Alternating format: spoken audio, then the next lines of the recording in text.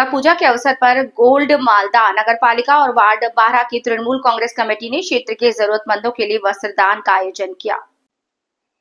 रविवार शाम मंगलबाड़ी के संबंधित वार्ड के पार्षद विभूति घोष के सहयोग से लगभग 100 लोगों को नए कपड़े वितरित किए। कार्यक्रम में मालदा नगर पालिका पार्षद विभूति भूषण घोष, वार्ड 16 के पार्षद शिवशंकर भट्टाचार्य, मंगलबाड़ी गुरुद्वारा के सेवादार गुरमत सिंह, प्रख्यात डॉक्टर सुमन घोष, वार्ड 12 के अध्यक्ष जयंत हलधर और अन्य लोग शामिल हुए।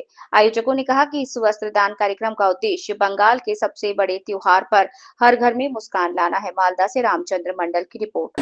दुर्गा पूजा उपलक्षे चामुंडाई कॉलोनी दुर्गा मंडपे কি কর্মসূচি হাতে নিয়েছেন মানুষের জন্য দরিদ্রদের জন্য?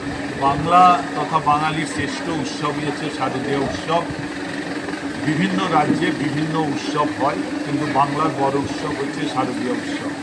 সেই শারদীয় উৎসবের প্রাক্কালে আজকে একটা মহালয়া, মা দুর্গার একটা আগমনের দিন। সেই দিনকে সামনে রেখে আমাদের 12 নম্বর ওয়ার্ড তৃণমূল কংগ্রেস কমিটির পক্ষ থেকে এখানে যারা 12 নম্বর ওয়ার্ডের দুস্থ নাগরিকরা আছেন তাদের মধ্যে কিছু বস্ত্র বিতরণ করা হবে এবং 12 নম্বর ওয়ার্ড তৃণমূল কংগ্রেস কমিটির পক্ষ থেকে 12 নম্বর ওয়ার্ড শুধু নয়, সারা মালদা জেলার সমস্ত নাগরিকদের শুভ শারদীয়ার প্রীতি শুভেচ্ছা অগ্রিম জানাই।